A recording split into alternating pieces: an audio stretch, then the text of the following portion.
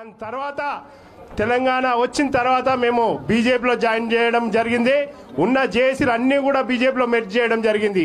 ఏంటంటే హిందుత్వం మీద ఉన్న అభిమతం మీద మేము బీజేపీని ఎన్నుకోవడం జరిగింది. ఆ రోజు తెలంగాణ ఉద్యమంలో టీఆర్ఎస్ ఉన్నాను కూడా మేము టీఆర్ఎస్లో జాయిన్ కాకుండా, కానీ కేవలం మాకు హిందుత్వమే ఏజెండాగా మేము పనిచేస్తూ ఉన్నాము.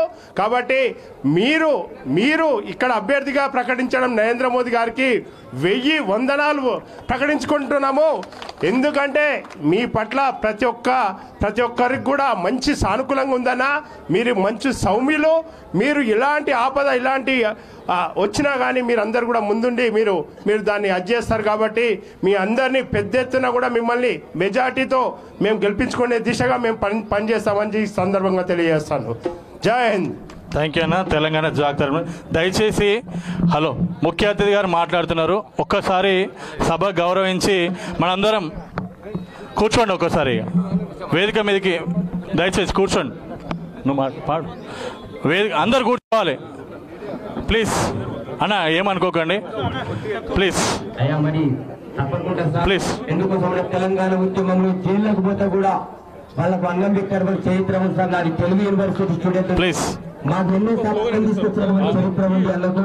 మరి అదేవిధంగా నేను తెలంగాణ సంఘం రాష్ట్ర అధ్యక్షుని, డ్రైవర్ల సంఘం రాష్ట్ర అధ్యక్షుని, అదేవిధంగా కళాకారులు అన్న గెలిచేంత వరకు అన్నతోనే ఉంటా. మన గజ్వేల్ హుజరాబాద్ లో కూడా అన్నతోనే కూడా మా రామలింగం అన్న టీంతో ఒక పల్లవి వారిని ఇస్తా దయచేసి. తన ప్రాణమన్నడే మా ఈటలన్నా, తన జయమన్నడే మా ఈటలన్నా.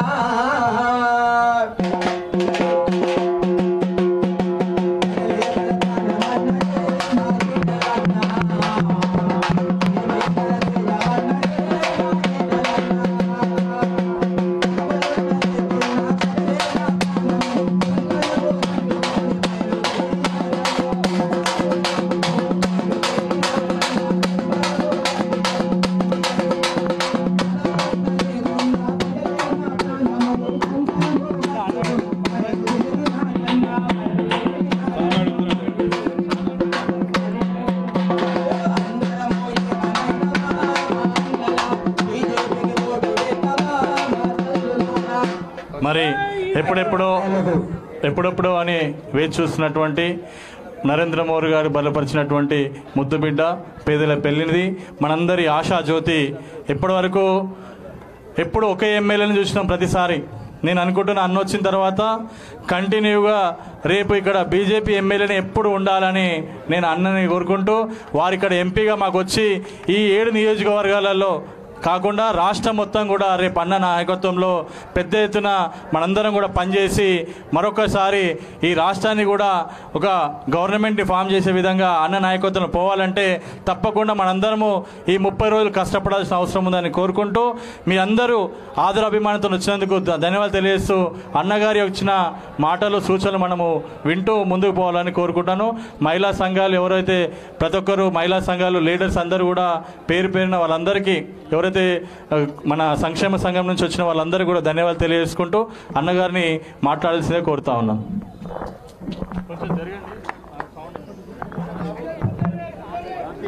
ఇదేమో ఎన్నికల సభ. ఎన్నికలప్పుడు 10 నిమిషాలు మాట్లాడుకొని పోయే సభ ఉండాలి. ఇది మీరు మంచిగా పురుషతగా, రేపు ప్రధానమంత్రి గారు వస్తున్నారు. రేపు సాయంత్రం మల్కాజ్గిరిలో ప్రధానమంత్రి గారి ర్యాలీ ఉంది కాబట్టి మాకు ఆ ఏర్పాట్లు ఉన్నాయి. ఏదో 10 నిమిషాలు అంటే దండం పెట్టిపోదామని వచ్చిన నేను. ఈ పెద్దలందరూ మా గౌరవ కార్పొరేటర్లు, నాయకులు, మీ అందరికీ కూడా విజ్ఞప్తి చేస్తున్నా, మీరు కూడా పనిలో పడాలి. కాబట్టి రేపటి ఆ ర్యాలీకి పెద్ద ఎత్తున తరలి వచ్చి సక్సెస్ చేయమని కోరుతున్నాను. నెంబర్ 1. నెంబర్ 2 ఏంటంటే, మా లక్ష్మణ్ పంతులు ఈ సాయి బాగా చేయాలనేటువంటి పద్ధతి చేసిండ్రు, కనబడుతుంది అది. కాకపోతే ముందు మీరు టిఫిన్ పెట్టి కూర్చోబెట్టమని చెప్పిన నేను. వచ్చిన వాళ్ళకు వచ్చిన టిఫిన్ పెట్టు, కూర్చోబెట్టు. మీరే చెప్పేది ఇక్కడ ప్రతి వ్యక్తి ఏదో పనిలో నిమగ్నమై ఉండేవాళ్ళు అని. రెక్కాడితే కానీ డొక్కరనే వాళ్ళని చెప్తారు. వాళ్ళు ఎక్కడెక్కడో పోవాలి. మీరు తొందర చేస్తే అది పోతుంటుంది పాపం, వాళ్ళ తప్పు కాదు. మూడవది అతి ముఖ్యమైనది ఏంటంటే ఇవాళ మీరు మాట్లాడిన మాటలు, మీరు మద్దతు ఇచ్చిన తీరు ఎప్పుడూ మర్చిపోయింది. ఎందుకంటే ఇక్కడ నాకు తెలిసి మీరు చెప్తున్న పద్ధతి చూస్తుంటే ఈ ప్రాంతంలో యునానిమస్గా మీకు మద్దతు ఇస్తామనేటువంటి వాయిస్ కనపడేది ఇక్కడ. అంటే మీ స్ట్రెంగ్త్, మీ ప్రేమ, మీ తపన ఇక్కడ స్పష్టంగా కనపడ్డది. నాకు ఇక్కడ ఏ పని లేకుండా మా చేతనమ్మ, మా వానమ్మ ఇద్దరు కాపలా కాస్తారు. ఇక సీనియర్ నాయకులు ఎట్లా ఉన్నారు కాబట్టి తప్పకుండా. నాలుగో మాట ఏంటంటే, ఇవాళ ఎవరైతే మద్దతు ఇచ్చిందో సంఘాల పరంగా మీ అందరికీ పేరు పేరున కృతజ్ఞతలు. అన్ని సంఘాలు ఇచ్చినాయి. లాస్ట్లో నా ఉపన్యాసాలు మీకు కొత్త కాదు. నేను మీరు టైం అయితే 2 గంటలు మాట్లాడతా, 3 గంటలు మాట్లాడతాను. నాకు 2 వచ్చు. ఒకటి కొట్లాడేదవచ్చు, రెండోది పని చేయడం కూడా వచ్చు. ఏమైనా అధికారం ఇస్తే ప్రజల కోసం పని చేయడం కూడా వచ్చు. కాబట్టి నా ఉపన్యాసాన్ని మళ్ళీ ఒకసారి ఒక 5 నిమిషాలతో 2 నిమిషాలతో అందరి పంపు, నారాజు కాకుండా సాయికోవాలి. సబ్కా సాత్ సబ్కా వికాస్, సబ్కా సాత్ సబ్కా వికాస్ అన్నాడు. మన దేశంలో ఈ నినాదం ఇచ్చి ఆచరించిన ఏకైక నాయకుడు నరేంద్ర మోడీ గారు. ఈ ప్రభుత్వం, నరేంద్ర మోడీ గారు ఒక ప్రాంతానికో, ఒక కులానికో, ఒక మతానికో వ్యతిరేకమైన వ్యక్తి కాదు. అందరి విశ్వాసాలని, అందరి అభివృద్ధిని సంపూర్ణంగా కాంక్షించేటువంటి వ్యక్తే నరేంద్ర మోడీ గారు. గుర్తుపెట్టుకోండి. నేను కూడా చాలా విద్యార్థి ఉద్యమాలలో ఉన్న, రాజకీయాలు చూసిన, 22 సంవత్సరాలు అన్ని పార్టీలను చూసినాను. కానీ ఇంత మెటికులస్గా, ఇంత ప్లాన్డ్గా, ఎక్కడ ఇంత దొరకకుండా, తప్పు దొరకకుండా 10 సంవత్సరాల కాలం పాటు దేశాన్ని నడిపిన ఏకైక నాయకుడు నరేంద్ర మోడీ గారు. 100 చెప్పిపోవచ్చు కానీ 100 చెప్పను నేను.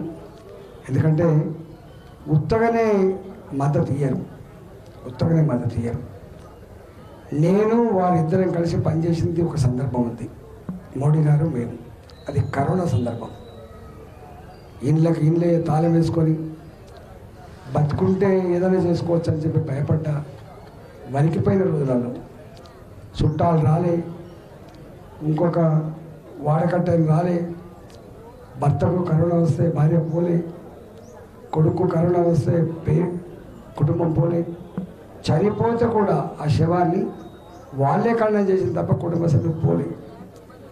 అలాంటి సందర్భంలో ప్రతి 15 రోజులకు ఒకసారి, ప్రతి 15 డేస్కి ఒకసారి మోడీ గారికి ఇక్కడ ఉన్న ముఖ్యమంత్రి గారు, ఆనాడు ఆరోగ్య మంత్రిగా వీడియో కాన్ఫరెన్స్ పెట్టారు. నాకు అనిపించేది, ఏమీ లేకపోయినా ధైర్యాన్ని అందించి దేశాన్ని కాపాడిన నేత మోడీ గారు. రెండో అతి ముఖ్యమైనది ఏంటంటే, ఈ వేదన చూసిన తర్వాత మీరు చూస్తే మీకు మేడ్చల్ రోడ్ల వేల మంది నిత్యం పోతుంటే, తెలంగాణ పోతున్నాక ఏమని పోయేది వాళ్ళు, చచ్చిపోతే నా ఊరికి పోయి చచ్చిపోవాలి, చచ్చిపోయిన శవాన్ని కుక్క సాగు కాకుండా నా కుటుంబ సభ్యుల మధ్యనే నాది ఖననం చేయాలి.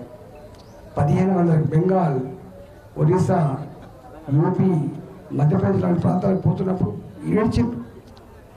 గా కాలంలో ఇంత వేదన మానవాలు అనుభవిస్తారని చెప్పి కళ్ళు కూడా ఊహించలేదు.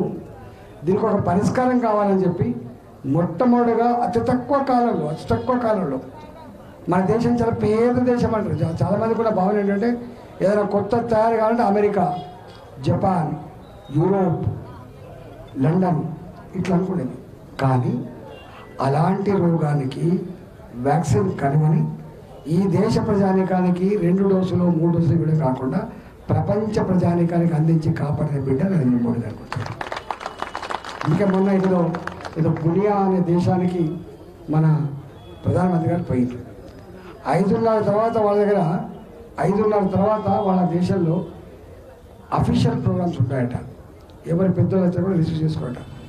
వాళ్ళ సాంప్రదాయాన్ని వాళ్ళ నిబంధనలు పక్కకు పెట్టి మోడీ గారిని రాత్రిపూట రిసీవ్ చేసుకొని రెడ్ కార్పెట్ రిసీవ్ చేసుకొని ఆ దేశ అధ్యక్షులు నరేంద్ర మోడీ గారికి మొక్కిన తీరు ఇప్పటికి మనం మర్చిపోం. ఒకప్పుడు ఎట్లుండే మన అబ్దుల్ కలాం అమెరికాకు పోతే బూట్లు ఇప్పించి కోట్లు ఇప్పించి చెక్ చేశారు. ఏందా ఆయన మా ప్రెసిడెంట్ ఆఫ్ ఇండియా, నీ దేశానికి ఉంటే ఉండొచ్చు కానీ మా దేశంలో మావాడే గొప్పోడు కదా, మీ అమ్మ నీకెంత గొప్పదో మా అమ్మ మాకంత గొప్పదని చెప్పి మనం నిరసన చెప్పినాం. కానీ మా దేశం గిట్టే ఉంటుందని చెప్పాడు. కానీ అలాంటి దేశం మన ప్రెసిడెంట్ ఆఫ్ ఇండియా, మన ప్రధానమంత్రి అమెరికాకు పోతే రెడ్ కార్పెట్ స్వాగతం వస్తుంది. రెడ్ కార్పెట్ స్వాగతం ఎవరు గుర్తుగా రాలే అంటే భారతదేశం ఒకప్పుడు వరల్డ్ బ్యాంక్ దగ్గర బుచ్చెమెత్తుకునే దేశం అది. చాలామంది మీద వాళ్ళు మాట్లాడదు వరల్డ్ బ్యాంక్ దగ్గర బుచ్చెమెత్తుకుంటుంది, వరల్డ్ బ్యాంక్ కండిషన్ మొత్తం తాకట్టు పెట్టింది భారత ప్రజలని చెప్పారు. No World Bank today, no Asian Development Bank today. మన కాళ్ళ మీద మనం బతకగలిగే స్థితికి సత్తా సంతరించిన దేశం భారతదేశం. ఇలా కూరగాయలు అమ్ముకుంటామే, కంకులు అమ్ముకుంటామే, పండ్లు అమ్ముకుంటామే కూడా మీకు పేటిఎం కార్డు ఉంటుంది. పేటిఎం కార్డు 50 కోట్ల, మీకు చాలామంది తెలియదు, అమెరికాలో డిజిటల్ ట్రాన్సాక్షన్స్ అమలు కావాలంటే 10 ఏళ్ళు పట్టింది. 10 ఏళ్ళు. చదువురాని నా దేశంలో, ఏం రాని దేశం, చదువురాని నా దేశంలో, పేద దేశంలో 3 ఏళ్లలోనే డిజిటల్ ట్రాన్సాక్షన్ ప్రపంచానికి ఒక సవాల్ విసిరింది భారతదేశం. మాకు చదువు రాకపోవచ్చు కానీ తెలివి ఉందని చెప్పి నిరూపించిన దేశం భారతదేశం. దాని నాయకుడు నరేంద్ర మోడీ గారు గుర్తుపెట్టుకోండి. అందుకని నేను 2 గంటలు మాట్లాడతాను కానీ నాకు టైం లేదు, మీరు అర్థం చేసుకోండి. నేను ఒకటే నా గురించి కొత్తనా, కొట్లాడితే కొట్లాడే బిడ్డ. ఇంతకుముందు చెప్పినాం, రాజశేఖర్ కొట్లాడేది నేనే, కిరణ్ కుమార్తో కొట్లాడేది నేనే, రోషాతో కొట్లాడేది నేనే, మళ్ళా కళ్ళు నెత్తికెక్కిన ఈ ముఖ్యమంత్రితో కొట్లాడింది కూడా నేనే. మళ్ళీ అధికారం ఇస్తే ఆ విద్య నేర్పిల్లి మీరు మంత్రి అయితే ఏం చేసిందో చాలామంది తెలుసు. వాటికనే ఇదంతా రాలే. నాకు ఎంత అదృష్టవంతునంటే ఒకనాడు నేను నా హుజరాబాద్కు ఎమ్మెల్యే ఉన్నాను, నేను మస్తు ఆశీర్వదించాను. కానీ నేను 22 సంవత్సరాలుగా పరిచయమైనటువంటి కొన్ని లక్షల మంది ఉద్యమకారులు కావచ్చు, లక్షల మంది రకరకాల మాతో కలిసి నడిచిన కావచ్చు, వాళ్ళందరి ఆశీర్వాదం పొందే మంచి అవకాశం వచ్చింది మల్కాయి ద్వారా. ఇప్పుడు అన్నారు కదా, మేము చూసినాం, మీకు అక్కడ పనిచేసినా కానీ మాకు ఓటు హక్కు లేదు. ఇవాళ పనిచేస్తాం, ఓటు హక్కు కూడా మీకు నా మీద ఎత్తుతా అన్నట. వీళ్ళు ఓడగొట్టాలంటే ఏం చేయాలి? గాయలనే ఏం చేయలేకపోయింది, కీళ్ళు ఏం చేస్తారు.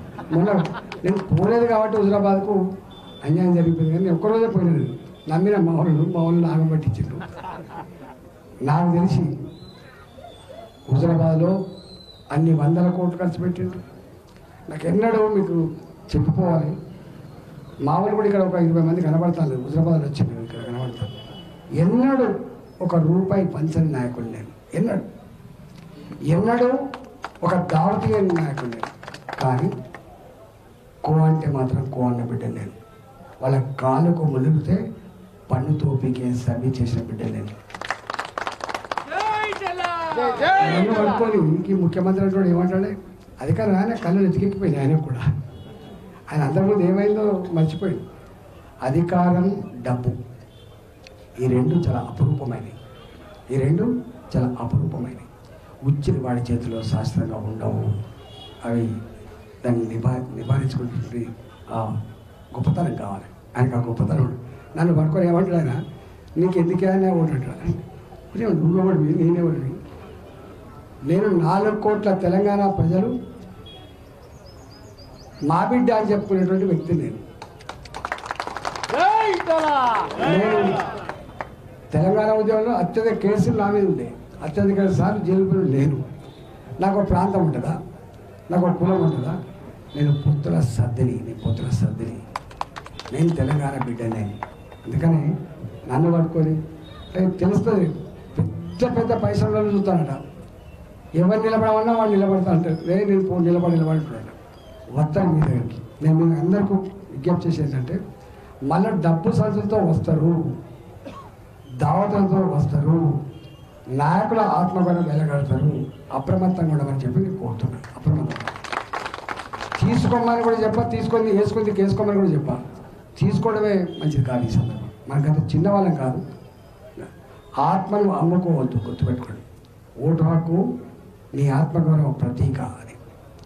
నాయకులుగా ప్రజలుగా తప్పకుండా ఆ నిబద్ధత, ఆ క్యారెక్టర్ ఉండాలి. కాబట్టి రేపు రాబోయేటువంటి ఎన్నికల్లో మీరే కథానాయకులు. నేను చిన్న మనిషిని, నేను ఇప్పుడు ఏ ఇంటికి వస్తా దండం పెట్టడానికి, ఏ వాడకానికి వస్తా, నేను నాతో ఎంత అవుతుంది, నేను ఎన్ని తిరగలుగుతా, తిరిగితే ఒక 10 సభలు తిరుగుతావచ్చు, ఒక 10,000 మందికి వెళ్తావచ్చు రోజు.